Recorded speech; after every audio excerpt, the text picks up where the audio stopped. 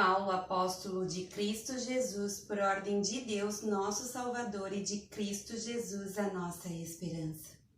A Timóteo, meu verdadeiro filho na fé. Graça, misericórdia e paz da parte de Deus Pai e de Cristo Jesus, o nosso Senhor. Partindo eu para a Macedônia, para ordenar a certas pessoas que não mais ensinem doutrinas falsas e que deixem de dar atenção a mitos e genealogias intermináveis que causam controvérsias, em vez de promoverem a obra de Deus que é pela fé. O objetivo dessa instrução é o amor que procede de um coração puro, de uma boa consciência e de uma fé sincera. Alguns se desviaram dessas coisas, voltando-se para discussões inúteis, querendo ser mestres da lei quando não compreendem nem o que dizem, nem as coisas acerca das quais fazem afirmações tão categóricas. Sabemos que a lei é boa, se alguém a usa de maneira adequada. Também sabemos que ela não é feita para os justos, mas para os transgressores e insubordinados, para os ímpios e pecadores, para os profanos e irreverentes, para os que matam pai e mãe, para os homicidas, para os que praticam imoralidade sexual e os homossexuais, para os sequestradores, para os mentirosos e os que juram falsamente, e para todo aquele que se opõe à sã doutrina. Esta sã doutrina se vê no glorioso evangelho que me foi confiado, o evangelho do Deus bendito. Dou graças a Cristo Jesus, nosso Senhor, que me deu forças e me considerou fiel, designando-me para o ministério. A mim, que anteriormente fui blasfemo, perseguidor e insolente, mas alcancei misericórdia, porque eu fiz por ignorância e na minha incredulidade, contudo, a graça de nosso Senhor transbordou sobre mim, com a fé e o amor que estão em Cristo Jesus. Esta afirmação é fiel e digna de toda aceitação.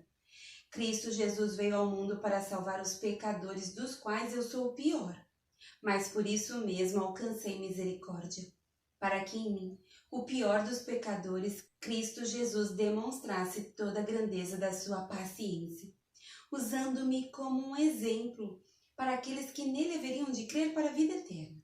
Ao Rei Eterno, o Deus único, imortal e invisível, sejam honra e glória para todos sempre. Amém. Timóteo, meu filho, dou-lhe esta instrução segundo as profecias já proferidas a seu respeito, para que, seguindo-as, você combata o bom combate, mantendo a fé e a boa consciência que alguns rejeitaram, e por isso naufragaram na fé. Entre eles estão Himeneu e Alexandre, os quais entreguei a Satanás, para que aprendam a não blasfemar. Antes de tudo, recomendo que se façam súplicas, orações, intercessões e ações de graças por todos os homens, pelos reis e por todos os que exercem autoridade, para que tenhamos uma vida tranquila e pacífica, com toda a piedade e dignidade. Isso é bom e agradável perante Deus, nosso Salvador, que deseja que todos os homens sejam salvos e cheguem ao conhecimento da verdade. Pois há um só Deus e um só mediador entre Deus e os homens, o homem Cristo Jesus, o qual se entregou a si mesmo como resgate por todos. Esse foi o testemunho dado em seu próprio tempo. Para isso foi designado pregador e apóstolo. Digo-lhes a verdade, não minto, mestre da verdadeira fé aos gentios. Quero, pois, que os homens orem em todo lugar, levantando mãos santas, sem ira e sem discussões. Da mesma forma, quero que as mulheres se vistam modestamente, com decência e discrição, não se adornando com tranças e com ouro, nem com pérolas ou com roupas caras, mas com boas obras, como convém a mulheres que declaram adorar a Deus. A mulher deve aprender em silêncio, com toda a sujeição. Não permito que a mulher ensine, nem que tenha autoridade sobre o homem. Esteja, porém, em silêncio, porque primeiro foi formado Adão e depois Eva. E Adão não foi enganado, mas sim a mulher que, tendo sido enganada, tornou-se transgressora. Entretanto, a mulher será salva, dando à luz filhos, se elas permanecerem na fé, no amor e na santidade, com bom senso. Esta afirmação é digna de confiança. Se alguém deseja ser bispo, deseja uma nobre função. É necessário, pois, que o bispo seja irrepreensível, marido de uma só mulher, moderado, sensato, respeitável, hospitaleiro e apto para ensinar. Não deve ser apegado ao vinho, nem violento, mas sim amável, pacífico e não apegado ao dinheiro. Ele deve governar bem sua própria família, tendo os filhos sujeitos a ele com toda a dignidade. Pois se alguém não sabe governar sua própria família, como poderá cuidar da igreja de Deus? Não pode ser recém-convertido, para que não se ensoberbeça e caia na mesma condenação em que caiu o diabo. Também deve ter boa reputação perante os de fora, para que não caia em descrédito nem na cilada do diabo. Os diáconos igualmente devem ser dignos, homens de palavra, não amigos de muito vinho nem de lucros desonestos. Devem apegar-se ao mistério da fé com a consciência limpa.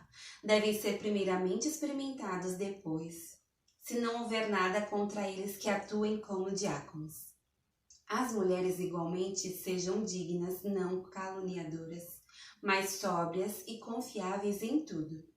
O diácono deve ser marido de uma só mulher e governar bem seus filhos e sua própria casa. Os que servirem bem alcançarão uma excelente posição e grande determinação na fé em Cristo Jesus. Escrevo-lhes estas coisas, embora espere ir vê-lo em breve. Mas se eu demorar, saiba como as pessoas devem comportar-se na casa de Deus, que é a igreja do Deus vivo, coluna e fundamento da verdade. Não há dúvida de que é grande o mistério da piedade. Deus foi manifestado em corpo, justificado no Espírito, visto pelos anjos, pregado entre as nações, crido no mundo, recebido na glória. O Espírito diz claramente que nos últimos tempos alguns abandonarão a fé e seguirão espíritos enganadores e doutrinas de demônios. Tais ensinamentos vêm de homens hipócritas e mentirosos que têm a consciência cauterizada e proíbem o casamento e o consumo de alimentos que Deus criou para serem recebidos com ação de graças pelos que creem e conhecem a verdade, pois tudo que Deus criou é bom. E nada deve ser rejeitado se for recebido com ação de graças, pois é santificado pela palavra de Deus e pela oração. Se você transmitir essas instruções aos irmãos, será um bom ministro de Cristo Jesus, nutrido com as verdades da fé e da boa doutrina que tem seguido. Rejeite, porém, as fábulas profanas e tolas, e exercite-se na piedade. O exercício físico é de pouco proveito, a piedade, porém, para tudo é proveitosa, porque tem promessa da vida presente e da futura. Esta é uma afirmação fiel e digna de plena aceitação. Se trabalhamos e lutamos é porque temos colocado a nossa esperança no Deus vivo, o Salvador de todos os homens, especialmente dos que creem. Ordene e ensine estas coisas. Ninguém o despreze pelo fato de você ser jovem, mas seja um exemplo para os fiéis na palavra, no procedimento, no amor, na fé e na pureza. Até a minha chegada, dedique-se à leitura pública da Escritura, à exortação e ao ensino. Não negligencie o dom que lhe foi dado por mensagem profética com imposição de mãos dos presbíteros. Seja diligente nessas coisas, dedique-se inteiramente a elas, para que todos vejam o seu progresso. Atente bem para a sua própria vida e para a doutrina, perseverando nesses deveres, pois agindo assim, você salvará tanto a si mesmo quanto aos que ouvem. Não repreenda asperamente o homem idoso, mas exorte-o como se ele fosse seu pai. Trate os jovens como a irmãos e as mulheres idosas como as mães, e as moças como a irmãs com toda a pureza. Trate adequadamente as viúvas que são realmente necessitadas. Mas se uma viúva tem filhos ou netos, que estes aprendam primeiramente a colocar a sua religião em prática, cuidando da sua própria família e retribuindo o bem recebido de seus pais e avós, pois isso agrada a Deus. A viúva realmente necessitada e desamparada põe sua esperança em Deus e persiste dia e noite em oração e em súplica, mas a que vive para os prazeres, ainda que esteja viva, está morta. Dê-lhes esta ordem para que sejam irrepreensíveis. Se alguém não cuida de seus parentes, e especialmente dos de sua própria família, negou a fé, e é pior que um descrente. Nenhuma mulher deve ser inscrita na lista de viúvas, a não ser que tenha mais de 60 anos de idade, tenha sido fiel a seu marido e seja bem conhecida por suas boas obras, tais como criar filhos, ser hospitaleira, lavar os pés dos santos, socorrer os atribulados e dedicar-se a todo tipo de boa obra. Não inclua nessa lista as viúvas mais jovens, pois quando seus desejos sensuais superam a sua dedicação a Cristo, querem se casar. Assim, elas trazem condenação sobre si, por haverem rompido seu primeiro compromisso. Além disso, aprendem a ficar ansiosas, andando de casa em casa, e não se tornam apenas ociosas, mas também fofoqueiras e indiscretas, falando coisas que não devem. Portanto, aconselho que as viúvas mais jovens se casem, tenham filhos, administrem suas casas e não deem ao inimigo nenhum motivo para a maledicência. Algumas, na verdade, já se desviaram para seguir a Satanás. Se alguma mulher crente tem viúvas em sua família, deve ajudá-las. Não seja a igreja sobrecarregada com elas, a fim de que as viúvas realmente necessitadas sejam auxiliadas. Os presbíteros que lideram bem a igreja são dignos de dupla honra, especialmente aqueles cujo trabalho é a pregação e o ensino, pois a Escritura diz: não amordace o boi enquanto está debulhando o cereal, e o trabalhador merece o seu salário. Não aceite acusação contra um presbítero se não for apoiada por 2 ou 3 testemunhas. Os que pecarem deverão ser repreendidos em público, para que os demais também temam. Eu exorto solenemente diante de Deus, de Cristo Jesus e dos anjos eleitos, a que procurem observar essas instruções sem parcialidade. E não faça nada por favoritismo. Não se precipite em pôr as mãos sobre ninguém. E não participe dos pecados dos outros, conserve-se puro. Não continue a beber somente água, tome também um pouco de vinho, por causa do seu estômago e das suas frequentes enfermidades. Os pecados de alguns são evidentes mesmo antes de serem submetidos a julgamento, ao passo que os pecados de outros se manifestam posteriormente. Da mesma forma, as boas obras são evidentes, e as que não são não podem permanecer ocultas. Todos os que estão sob o jugo da escravidão devem considerar seus senhores como dignos de todo respeito, para que o nome de Deus e o nosso ensino não seja blasfemado. Os que têm senhores crentes não devem ter por eles menos respeito, pelo fato de serem irmãos, ao contrário. Devem servi-los ainda melhor, porque os que se beneficiam do serviço são fiéis e amados. Ensine e recomende essas coisas. Se alguém ensina falsas doutrinas e não concorda com a sã doutrina de nosso Senhor Jesus Cristo e com o ensino que é segundo a piedade, é orgulhoso e nada entende.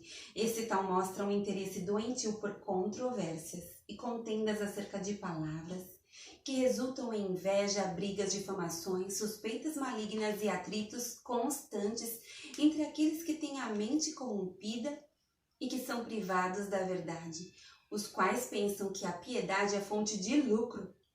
De fato, a piedade com contentamento é grande fonte de lucro, pois nada trouxemos para este mundo e dele nada podemos levar. Por isso, tendo o que comer e com que vestir-nos, estejamos com isso satisfeitos. Os que querem ficar ricos caem em tentação, em armadilhas e em muitos desejos descontrolados e nocivos que levam os homens a mergulharem na ruína e na destruição. Pois o amor ao dinheiro é a raiz de todos os males.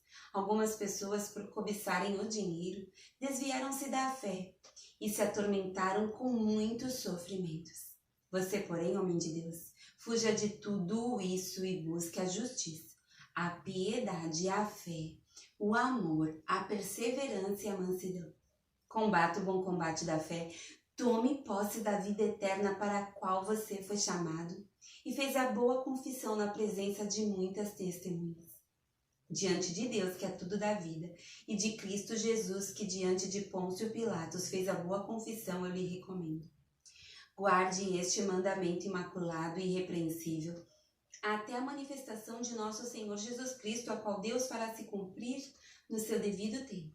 Ele é o bendito e único soberano, Rei dos Seis, o Senhor dos Senhores, o único que é imortal, e habita em luz inacessível, a quem ninguém viu nem pode ver. A ele sejam honra e poder para sempre. Amém. Ordene aos que são ricos no presente mundo que não sejam arrogantes, nem ponham sua esperança na incerteza da riqueza, mas em Deus, que de tudo nos provê ricamente para nossa satisfação. Ordene-lhes que pratiquem o bem, sejam ricos em boas obras, generosos e prontos a repartir. Dessa forma, eles acumularão um tesouro para si mesmos, um firme fundamento para a era que há de vir, e assim alcançarão a verdadeira vida. Timóteo, guarde o que lhe foi confiado. Evite as conversas inúteis e profanas e as ideias contraditórias do que é falsamente chamado conhecimento. Professando, alguns desviaram-se da fé. A graça seja com vocês.